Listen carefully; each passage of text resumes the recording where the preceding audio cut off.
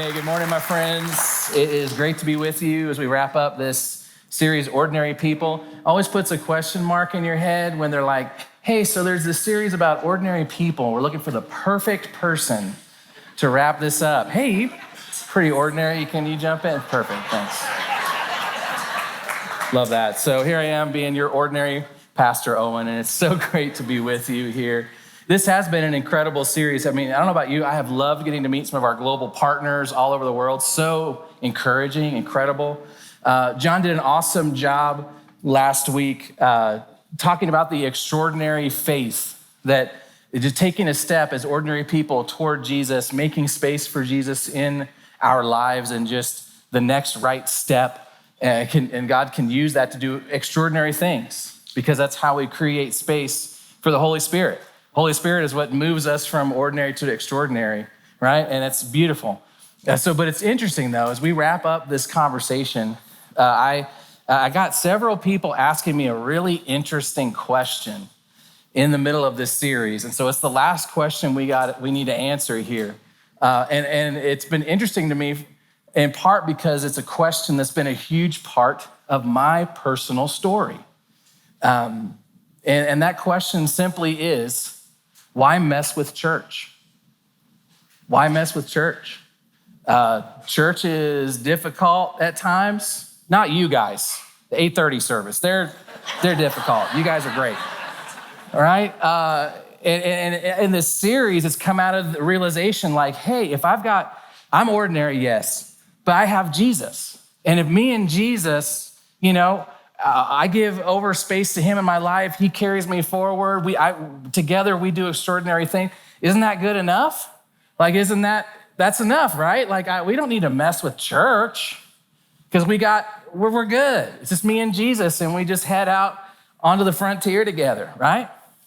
And like I said, that story, in a lot of ways, it resonates with me. I grew up in a very religious background. With well-meaning people, but the taste in my mouth as I stepped into adulthood and college and beyond was simply like, man, Jesus, I get. But church, nah, I don't know, right? Again, not you guys, other people. Because church and Jesus don't always line up, right? And so it leaves this question that I wrestled with for almost a decade. Why mess with church? What good is this, right? We got to meet Landon and Jenny last week. Aren't they amazing? I mean, don't you just want to go to Czech Republic and have her bake you cookies? I mean, seriously? So great. Well, they ended up coming over to the house this week for conversation. We ended up telling our stories, and I told them mine, and about how it included this whole thing about my wrestles, my struggles with church. And Landon made an observation. He's like, it sounds like you're a person who wants church to not be church. And I was like, never thought of it that way, but I guess in a way, I mean, he's right. And by that, I mean that I dream of being part of a church that isn't a building. I dream of being part of a church that's not a clique, not a club, not an organization. I dream of being part of a church that's an environment where God works on us and through us together. That's what I dream of. And so I want to share a couple of things with you that helped truly pull me out of the decade of life I spent thinking church wasn't worth messing with. I got 3 of those things, and I'm just going to offer them up to you and with the encouragement to think through and reconsider why church is worth the effort, right? And the first one has to do with those pesky people. It's Prescott Valley people it's not you guys. Prescott Valley's like, hey now, just kidding. It's mainly me, so there you go, right? I am us, we are us, right? But here's the thing with people. Each and every one of us struggles deeply with insecurity. We just do, and don't act like you don't. I do too. I mean, it's uncomfortable to be me. And it's uncomfortable to be you too, probably, right? We step into a space like this and we wonder, am I wearing what I ought to wear? Will someone say hi to me and notice me? If they find out the real truth about me, will they accept me, right? We all struggle with this, and how we handle this, how we manage this insecurity for ourselves, just in the way normal things go, we put people in categories so that I can find the category that fits me and I get accepted, right? You follow? So for example, here's how guys do. Like if you got some guys sitting around a table having coffee, grumpy old man breakfast, you're sitting there. I'm at that table and I'm looking around, I'm trying to figure out what's these guys' deal. And I'm looking for that's a fishing guy. He's into fishing, okay. And I'm like, all right, well, it's fine. Hey, there's a football guy. Okay, I'm interested. Football guy. And then I try to figure out what kind of football guy is he. Is he a high school football guy, college football guy, pro football guy. Okay, all right. And I'm like, well, what kind of, because I'm trying to get him into a little category to see if we line up. And then I find out he's an insufferable Steelers fan. And I'm just like, that's it. I hate you. We're never gonna be friends. We both like football, but it's the wrong team and that's it, And this is how we do it, right? Because I'm looking for a space where I can be accepted for who I am. And I can feel comfortable.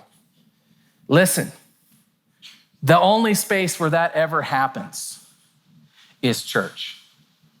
Inside church, we experience an extraordinary acceptance. And it's because Jesus messes with the categories we put people in. Can I show you what I mean? Look at Galatians. Look at Galatians chapter 3. This is Paul, and he says it just in a few really powerful words. Galatians chapter 3, and it starts in verse 26. And he says this, so in Christ Jesus, you are all children of God through faith. For all of you who were baptized into Christ have clothed yourselves with Christ. There is neither Jew nor Gentile, slave nor free, nor is there male and female, for you are all one in Christ Jesus. Jesus messes with the categories. Right off the bat, those first few words there in verse 26, in Christ Jesus. Jesus creates a new environment. The environment is church. It's not perfect, but it's us, and here we are. And what that happens in that environment, there's only one category. It's faith, like Paul says, right? You enter this environment of church through faith, and you're in. And not only that, notice the next verse. This is a choice you can make inside church, inside God's plan for you. Paul talks about baptism, clothing yourselves with Christ, clothing yourselves. So it's a choice you get to make. And he says baptism, and Paul here is not talking about what we're about to witness here. He's not talking about dunking people underwater, because what this does here is it's a picture, it's a symbol of that baptism, which is simply to completely immerse yourself into the identity of Christ. Just like here, you go under the water, and we hold you under till the bubbles stop, it's like, all right. And then we pull you back out, and you are covered head to toe with water, right? You're soaked. Jesus offers us a new identity. We immerse ourselves in him. He covers us head to toe. And that's who we are now. And that's all we are now. And so from God, when God sees you, he sees you like he sees Jesus. And then when we see you, we see each other, we see ourselves like we would see Jesus. It's just like Jesus busted those doors and started walking and be like, oh, Jesus, that's how we see each other. And this is an acceptance that we need, because you're not gonna find it anywhere else. These other categories, Jew and Gentile and male and female, they don't disappear, right? Those categories may still describe us, but they do not define us.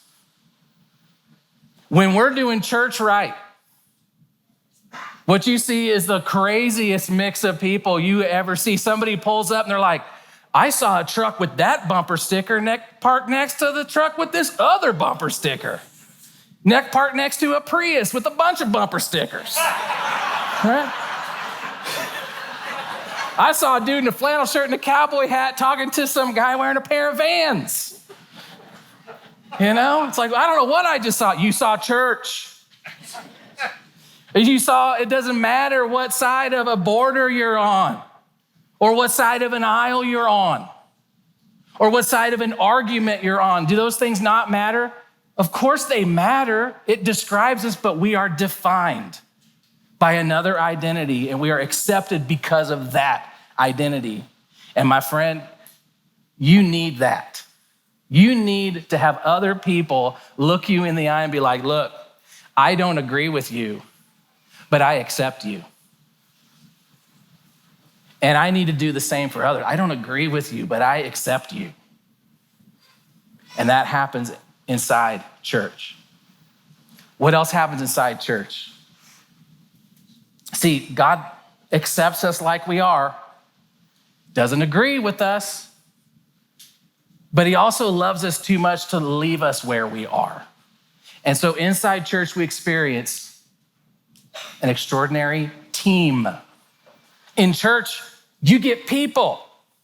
Take a look at this, more from Paul, Ephesians 4, just a couple doors down, right? A couple pages over, Ephesians chapter 4, talking about church and how we help each other. Take a look, Ephesians chapter 4, verse 7. It says, but to each one of us, grace has been given as Christ apportioned it. What does apportioned mean? I don't know. We're going to keep moving. No, it means you get assigned to you. There's a little bit of grace that's just for you, all right? Now skip down to verse 11. And as we read this, read it like my 6-year-old treats our ride to school every day, right? 6-year-old, he's a morning person. My wife is annoyed with how much of a morning person I am. My son has inherited like double that. Every way on the way to school, he's like, Dad, why this? Why? And I'm like, my coffee hasn't hit, son. Just give me a second, you know? And it's the why questions, you know? Why we got to go to school, Dad? Well, because you need, you got to pass first grade. Why? Because you got to go to second grade. Why? Because you need to be able to get a job someday. Why? Because, okay, son, stop. Stop with the questions, right? We're going to read this with that level of curiosity. Let's keep asking the why questions as we look at Ephesians 4, verse 11. Each one of us has been given gifts. Why? Verse 11. So Christ gave the apostles, the prophets, the evangelists, the pastors, and teachers. Why? Next verse. To equip his people for works of service. Why? So that the body might be built up. Why? Next verse. Until we all reach unity in the faith and in the knowledge of the Son of God and become mature, attaining to the whole measure of the fullness of Christ. You following this? There's a progression. Oh, why do we want to be mature? Why?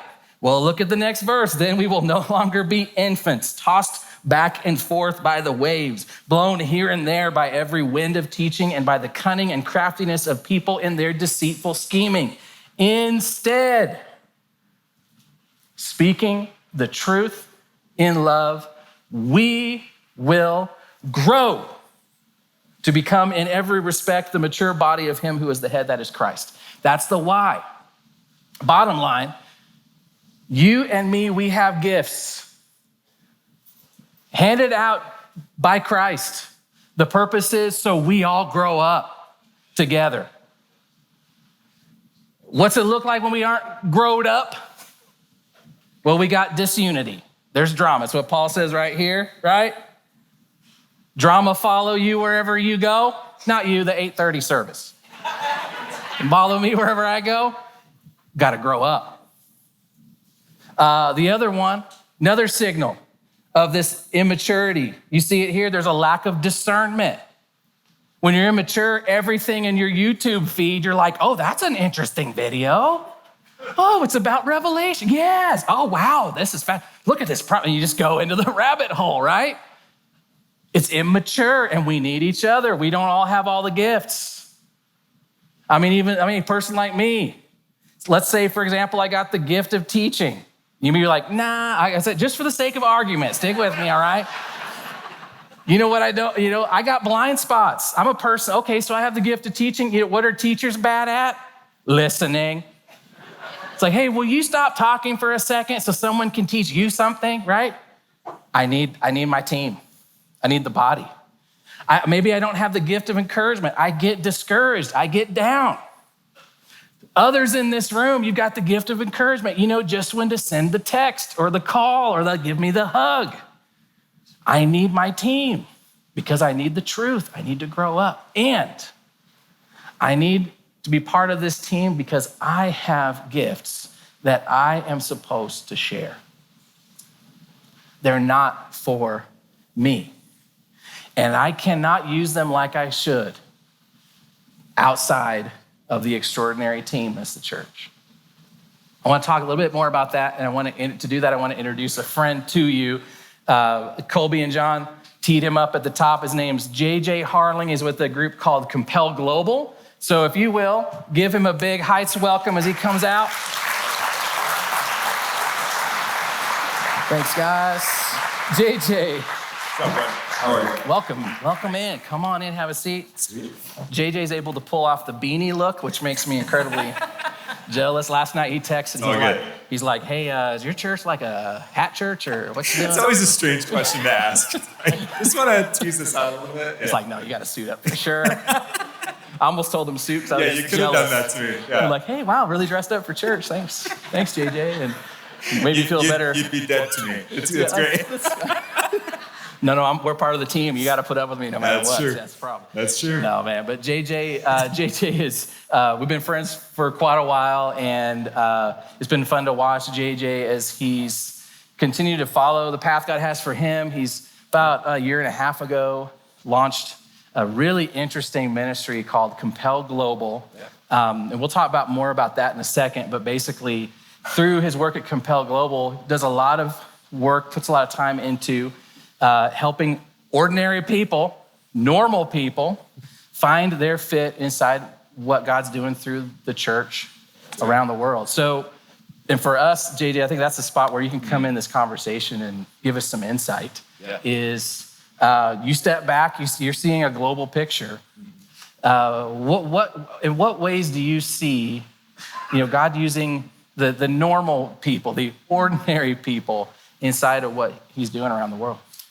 Yeah, it's such a good question. And you kind of touched on this a little bit with your message, but I think God creates extraordinary stuff from our kind of small steps of obedience and just really tangible, action steps. And it made me think of my friend Annabelle. She's in Uganda. So Annabelle runs an organization. It's called The Remnant Generation. Annabelle actually came to Park Collective, by the way. You guys were rolling through town a while back. She got to see it for a couple minutes. It's pretty fun. She's awesome. Yeah. So one of the things that they do is they care for victims of abuse and trafficking.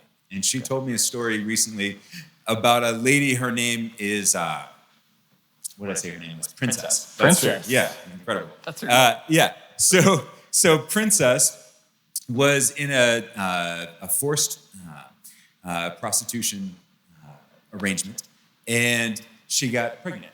And so she managed to escape, and she got to a clinic to deliver the baby. And then once she delivered the baby, they realized that she didn't have any resources to pay the hospital. So she was out on the street, malnourished herself, but then also the baby. And it was then that Annabelle and her team found Princess. And they did just the simple acts of obedience, right? They said, you need some food. So they gave her food. You need some housing. They gave her housing. You got these medical bills. We're going to take care of that for you. Simple expression of love and compassion. And now Princess is a follower of Jesus. Super cool. Amazing. Spiritual transformation is exceptional. That belongs to God, right? But the acts of compassion belong to us. Regular humans just doing good work, Beautiful. Right? And now Princess actually serves as a part of Annabelle's ministry. So She's extending that beyond. I was telling the last service, this is contagious.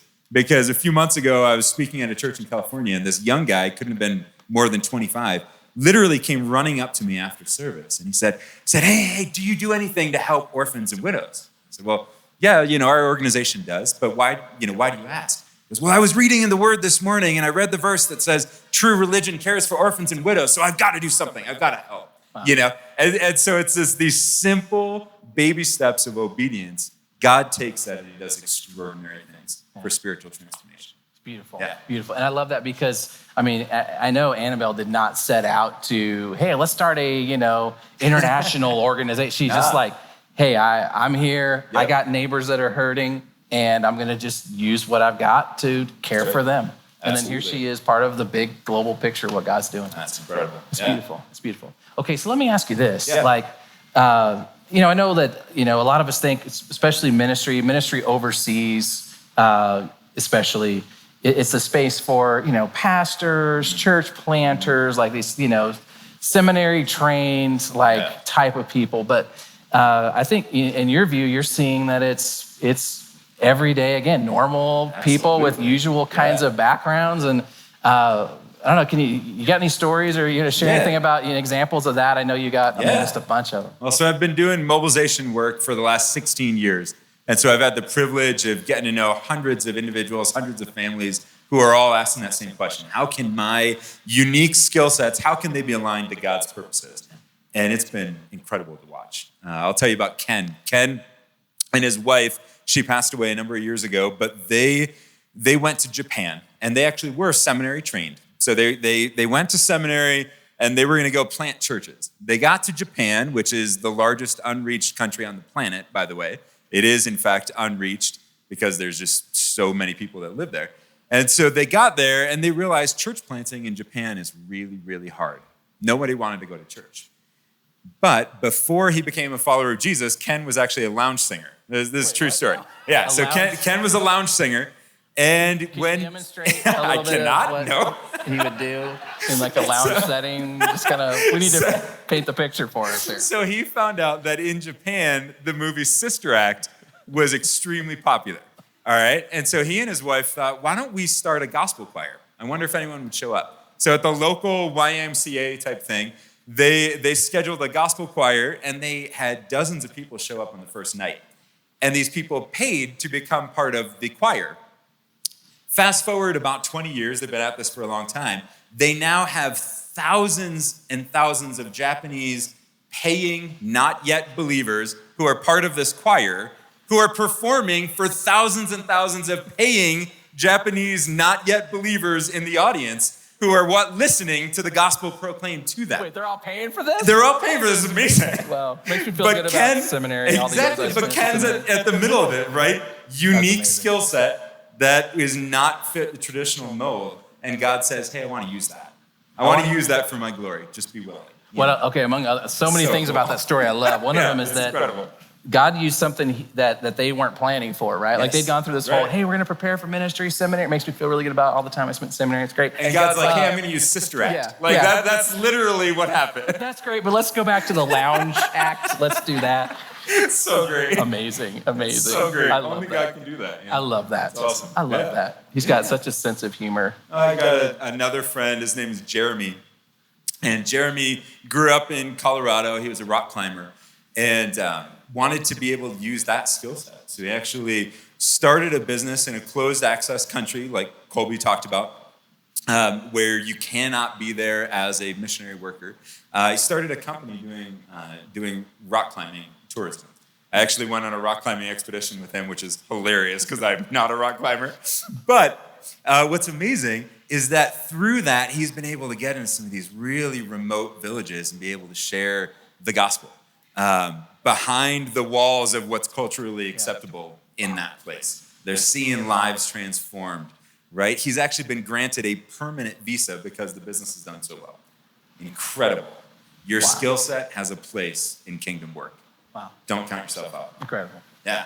So that's where Compel Global, like what you're doing now, is kind of birthed out of this heart to see ordinary people, lounge singers and rock climbers, find a place. Right. Even saying it out loud is just amazing. It's crazy.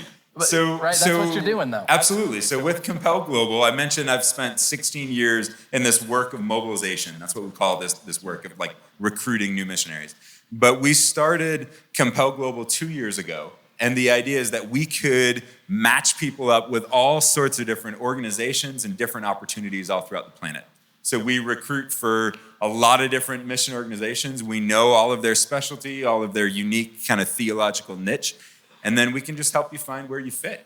So it's one of my favorite things to ask people, give me a challenge. You know, I met a couple not too long ago, and it was a husband and wife. They were late career. The wife wanted to go. You could tell she was the one that really wanted to go. The husband was kind of dragging his feet and in subtle resistance, but wanted to be compliant, you know? Right, he just wanted to go along with it. So I've never done that myself in a marriage, but never. Other people do that sometimes, I've heard. But so here's what's amazing is in the conversation, the husband trying to count himself out. He said, well, I was a business administrator for a dairy farm, but you're not going to find that in missions. So, you know, there's probably not a fit for us. 3 weeks later, I had a job description in his inbox for a business administrator at a dairy farm in Central America. That was a mission project, changing lives throughout Central America. Don't count yourself out. Your skill sets matter in the kingdom. All right? Man, God calls bluffs like no one else. Dude, He's like, doesn't he? It's crazy. Don't do it. Don't dare him. It's crazy. Don't do it. Exactly. Okay. Now, I should also add the caveat here. God does not call through guilt, but rather he calls through opportunity. Okay, so if you're hearing this message saying, oh no, the spotlight's on me. No. Yeah. God will take his time working with you. It's all right, but we have the opportunity to join him in his work. Yeah, well said. Okay, so for you, it's got to be immensely like rewarding and fulfilling. This is a question I didn't ask the other service. Like to see God make connections like that. Like, what's it like for you to be in the middle of what he's doing, bringing people and his work together in these creative ways? Yeah. You know, it's interesting because I've been asked a lot by people over the years, JJ, are you going to go overseas? You know, are you just doing this mobilization thing until it's your time to go overseas and go do the real work of ministry? People don't understand it, right? God has designed me as a mobilizer. And what I love more than anything else is when that light turns on in someone. They say, wait a minute, you're telling me my skill sets have use in kingdom work? Yeah. That's incredible. We just were on the podcast together, but I told the story about Lori. And Lori connected with me just a year ago. She's late career now. And when she heard about the work at Compel Global, she said, where was this organization 18 years ago? Because God was calling me into missions, and I didn't have a guide, I didn't have a coach, I didn't know how to get involved. And so as a result, I got into a for-profit business in the US, and I just figured mission must be for someone else. Mission must be for someone else. It's not for someone else. It's for you, Lori. That's why we're here, right? So for me, this is the biggest joy in the world, just be able to help people find how they can engage. Beautiful. So we've actually set up here. You're going to be in town for a couple days. Yep. So I just want to highlight this on the way out. So you're, on your way out, you may find a card. Someone hands you a card that looks like this. It just says ordinary people on it. And it's an invitation for you to join us on Tuesday night right here at the Prescott location.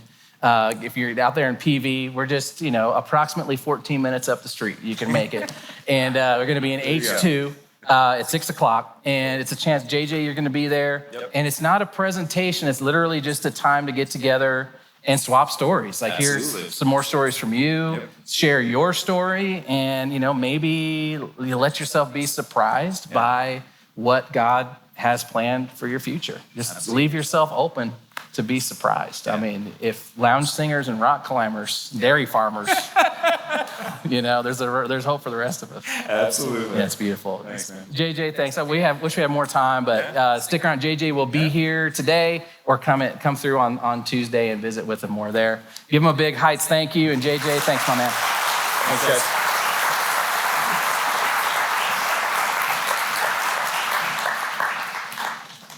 I couldn't help but think about a story as I heard JJ telling his stories. And this story I want to share as we tie a ribbon on this today, to me it illustrates Another reason why for me, church is worth messing with. Not only is it a place where we experience and give extraordinary acceptance, not only is it a place where we have an extraordinary team that can speak truth to us, and a place where we can serve and use our gifts, but all of that happens inside the reality that it's all led out by an extraordinary leader, Jesus. I mean, Jesus sees connections we can't see to bring us into a future that we can't imagine. For ourselves, for this church, for the church, you step back and see a view like JJ has.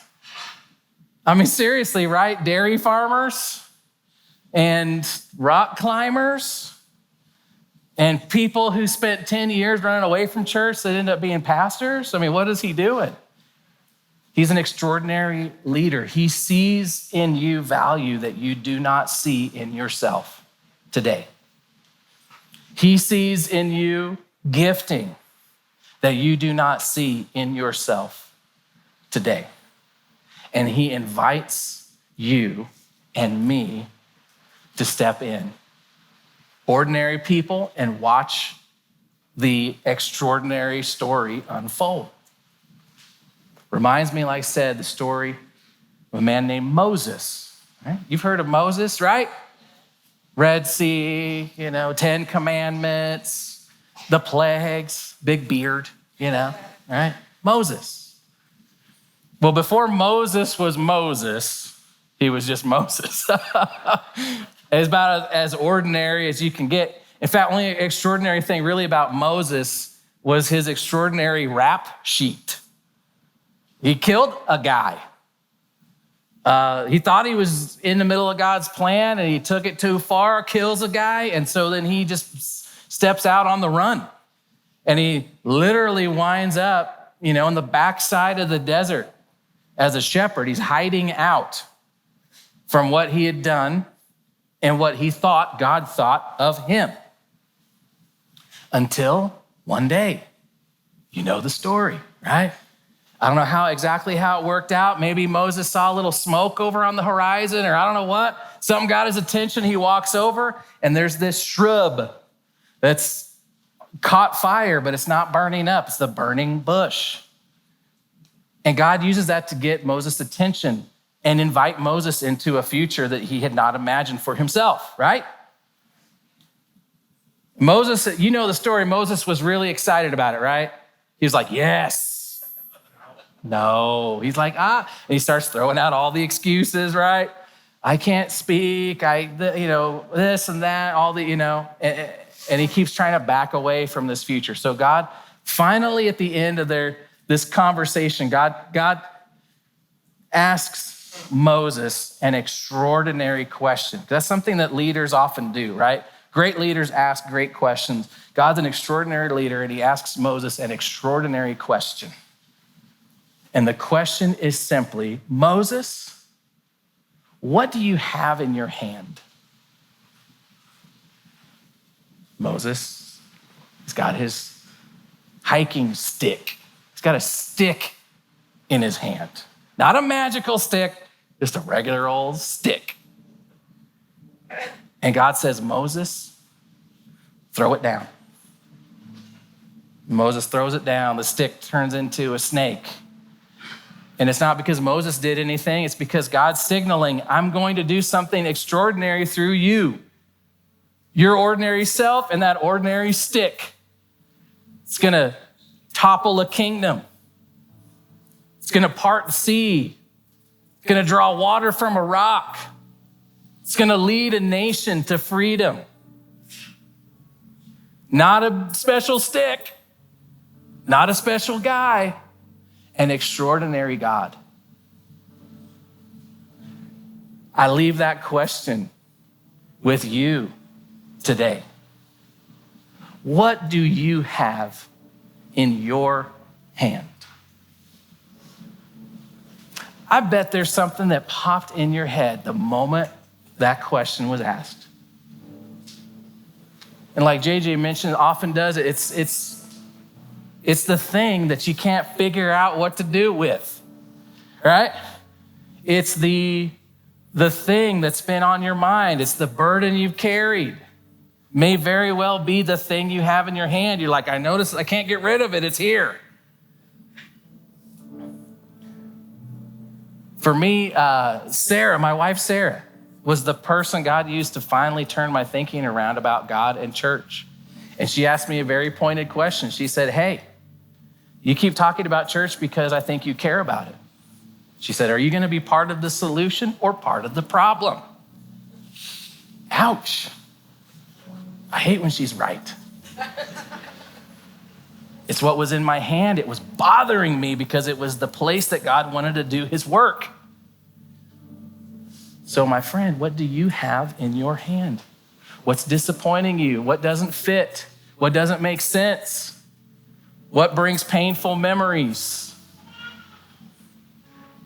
That's all real, but what's also real is the future God has for you.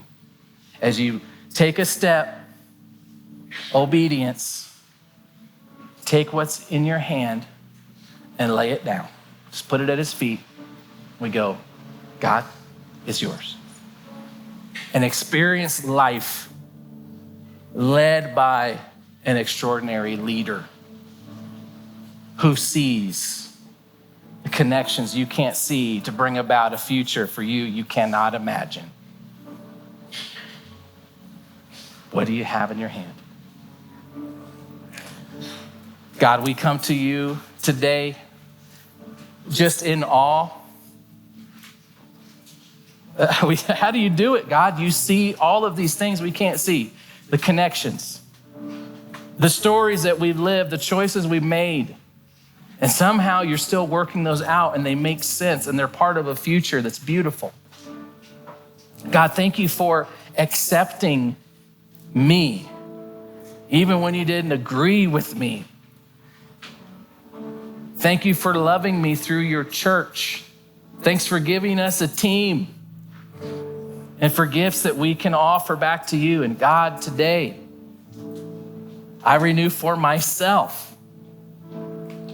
that what I have in my hand, I put at your feet. And I pray today that same heart reverberates out through this room, through our church, throughout the world where your church is working. God, take what's in our hand. So ordinary. And put it to work in your extraordinary kingdom. I pray these things in your name. And everybody said,